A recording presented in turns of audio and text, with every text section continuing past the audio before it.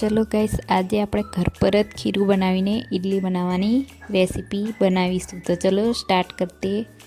ચલો ગાइस તમને મેં આજે એવી રેસીપી બતાવવાની છું કે બજારથી તમે લાવીને ખાતા હોય તો તમે આજથી ભૂલી જ જશો ઘર પર જ બનાવીને ખાશો। તો અહીંયા આગળ મેં એક દોઢ વાટકી જેટલા ચોખા લઈ લીધા છે। ચોખાને મેં કાલના પલાળી દીધા છે સાંજના, અને હવે સવારમાં બનાવવાની છું। તો અહીંયા આગળ એક દોઢ વાટકી જેટલા ચોખા લઈ લીધા છે। અંદર મિક્સ દાળ નાખી દીધી છે, એ અડધી વાટકી જેટલી। અને અહીંયા મેં લઈ લીધી છે અડદની દાળ, સોડાવાળી હતી પણ મેં ધોઈ લીધી છે। જો આ સોડા કાઢી લીધા છે। હવે મેં એને મિક્સર જારમાં નાખીને મસ્ત પીસી લઉં છું। તમે બજારથી લાવતા હોય ને તો આજથી તો ભૂલી જ જશો, તો વિડીયો ફૂલ દેખજો। ચલો ગાઈસ આમાં દહીં કે છાશ નાખીને મેં પીસી લઉં છું। ચલો બેટર બનીને રેડી થઈ ગયું છે। હવે આપણે એમાં ટ્રાન્સફર કરી લઈએ।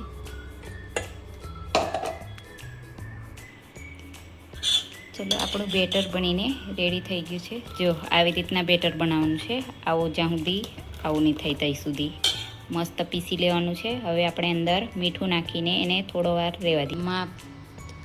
તમારા સ્વાદ અનુસાર મીઠું નાખવાનું છે, પછી એને મિક્સ કરી દેવાનું છે, અને પછી એને ઢાંકીને કલાક અડધો કલાક સુધી મૂકી રાખવાનું છે। ચલો અડધો કલાક થઈ ગયો છે। હવે આપણે બનાવવાનો ટાઈમ થઈ ગયો છે। બનાવવાના ટાઈમે જ આપણે ઈનો કાં તો ઈનો ના હોય તમારી પાસે તો તમે સોડો પણ નાખી શકો છો। ઈનો નાખીને મેં થોડું પાણી નાખી દીધું છે। હવે બરાબર મિક્સ કરી લઈએ આપણે। અને ઇડલીનો અહીંયા મેં તેલ લગાવી દીધું છે। તો ઇડલી બનાવવાની છે આપણે આ ખીરાની। તો ઘર પર મેં ખીરું બનાવ્યું છે, એની રેસીપી તમને બતાવી છે। તો અહીંયા આગળ મેં ઇડલી માટે રેડી કરી લીધું છે કુકર। તો અહીંયા આગળ મેં બધી જ રીતે આવી રીતના વાડકીમાં ખીરું નાખી દઈશ, ને અહીંયા કુકર પાણી ગરમ કરવા મૂક્યું છે। હવે આપણે એક એક કરીને ઇડલી બધી જ મૂકી દઈશું આવી રીતના, પછી આપણે એને ઢાંકી દઈશું।